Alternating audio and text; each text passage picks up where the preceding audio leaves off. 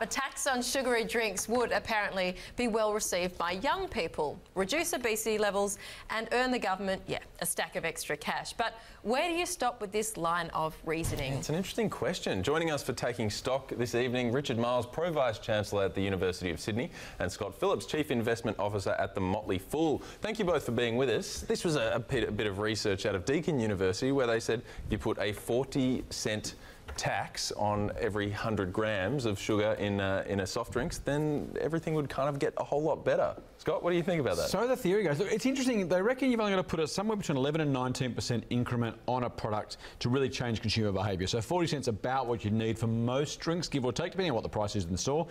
Interestingly enough, 48% of young people said that was a good idea. That was 3/4 though, once there was a promise made to spend that money on exercise or facilities or subsidising fruit and vegetables. So there is some sense of giving to take, taking to give. It is in place in the UK, parts of the US are trialling it, so it's not without precedent and it seems to be working. The question, of course, is do we want to become that kind of country? Do we really want to start telling people what they should and shouldn't buy based on the tax we put on?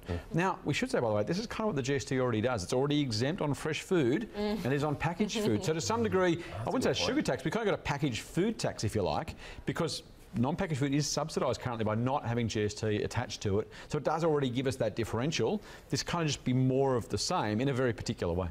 It's a very thoughtful response. I think it's got to be a great idea, isn't it? I mean, to get people to drink less of these soft drinks. I teach at a university in America. And throughout all of my lectures, and maybe it was just my lecturing, but all I could hear them, all my students just graze like cows all day, okay? And you could hear them just slurping on these. To call them cups would be a misnomer. They were like buckets. They were like this, going, and just full of sugary drinks. And you know, it's. And in America, you can go back for the refill too, the free all refill. the time, and it's an absolute. We don't killer. have I that. presume the soft drinks companies will hate this. Really hate this. And you say killer, Richard, I think that's the increasing evidence recently is that sugar is the bad guy, right? We were told for years, for decades, it was fat. And all of a sudden now, the more recent research is it actually is sugar that's the key problem. It messes with our digestion, it messes with our appetite, it messes with insulin. It's kind of... but we know all that, right? And as you've said, this tax system already tells us, you know, to favour fresh food and vegetables, etc. And yet we're getting more obese. We don't care. We just ignore it. And I think that's why the tax is relevant, right? We know with cigarettes it has worked really, really well. Of course, I know we all do plain packaging on sugary drinks, but you get to some point of saying, you know, if we can't... We know from behavioural psychology, behavioural finance kind of my area, but behavioural psychology in general, we are really, really bad at making good choices when it comes to it. Even though we can sit around this table and say, we don't do that anymore. We'll go home, we'll pass the vending machine. Who says what's good for you? People don't like that. You don't tell me what's true. I think you're right, except the science is pretty clear. I reckon it's tough to kind of make that argument, right? I think that's where you're right. Who wants to make that decision? That's what the argument is made, but I mean, I'm on your side, really. I thought it was really interesting the way that the young people said, OK, we'll do it, but we want some transparency on where this tax is going, which is interesting, and it can kind of only go so far because you could start to do that with everything, but in reality, that's kind of what we trust the government to do, Imagine right? the packaging, right? Oh, yeah, exactly. Exactly. But, I mean, what do you think about that? The idea that if I'm going to pay a tax here, I want to know where it's going to go over there. I think you can have too much knowledge.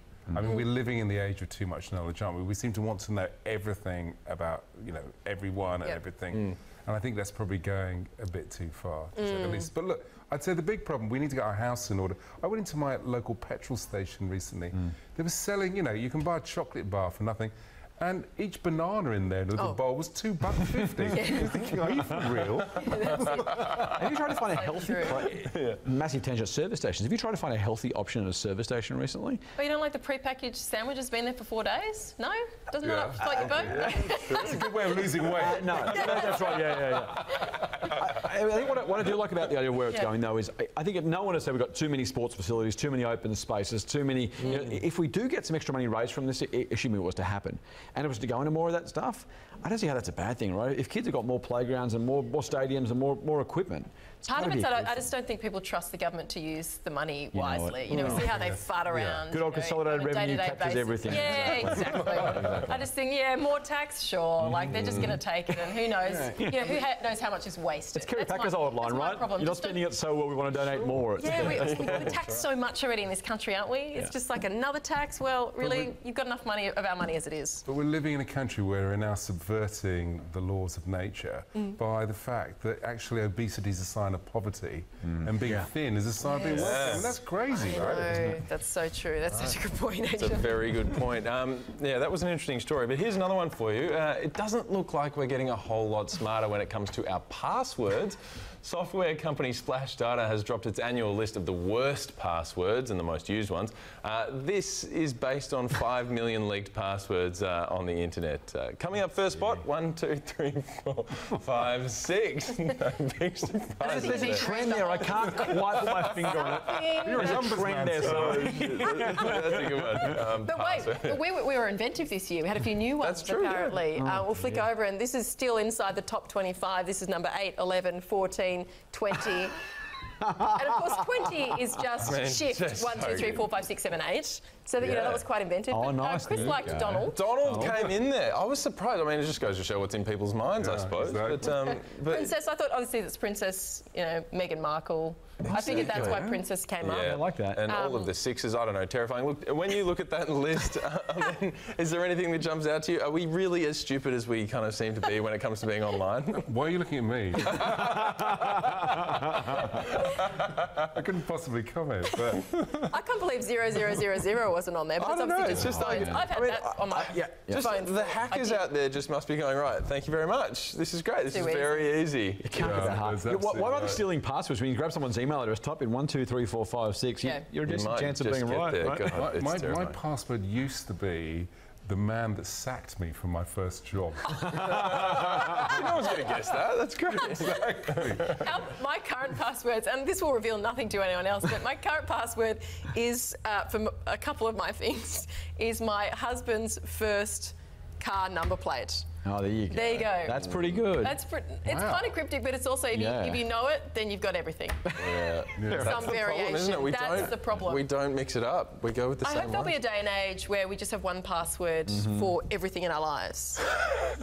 I do. I mean, what scares me with that though is that once you get through that one, I know, but that's the big gate, right? do you know how many times in a day I forgot my password? Press through, reset my password, and then you can't reset it to the one you used to have. So then you end up with these variations of passwords. You got to know. That's it. Extra exclamation mark and number 3 at the end. You know, a new dog as well as the old dog. After you've done 3, do 4 the next time, and 5 the time after that when they make you change your password. Yeah, totally. So you get why people do 1, 2, 3, 4, 5, 6 sometimes. That's the thing. You got to keep it simple sometimes. Anyway, there was laughter today. There were tears. Today was finally the day for Year 12 students in New South Wales and Victoria to find out their final scores. A whole year of hard work. What does it all come down to? That particular number.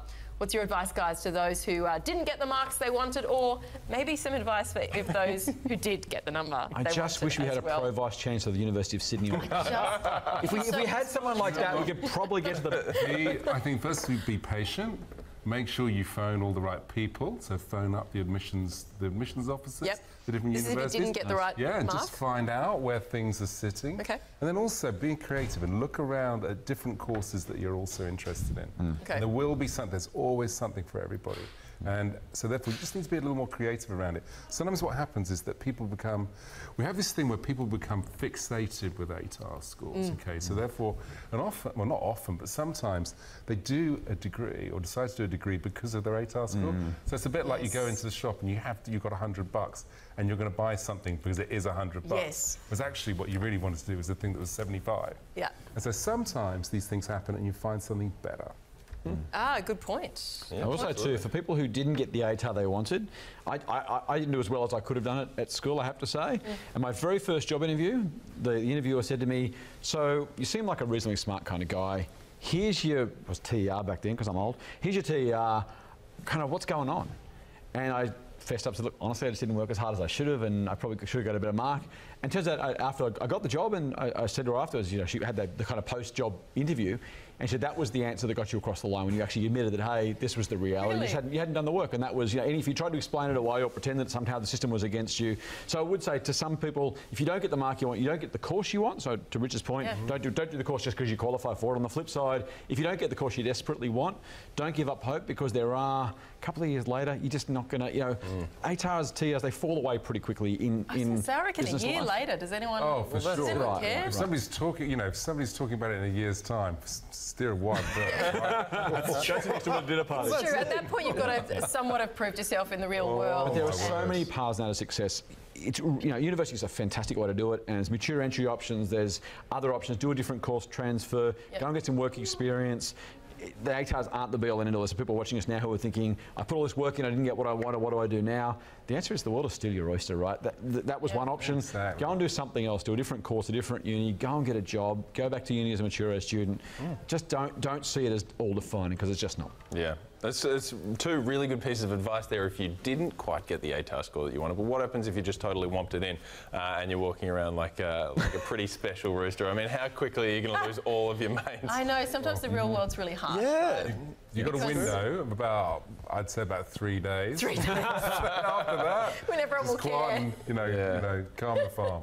And Richard, you would know this better than me, but I believe that ATARs aren't even necessarily a great predictor of university success. Is that? It's true. Right? I mean, so look, we all know, we all know that quite a lot of the exams that people do these days are actually around rote. They're basically rote learning. Yes. And actually, of course, when you get to university, it's a completely different kettle of fish. It's critical things are neither thinking right nor wrong. Exactly. So therefore, you find all sorts. It's a great equaliser, actually. Do you find that a lot of bright kids come out of high school with really good scores and then sort of don't really know what to do with themselves at uni?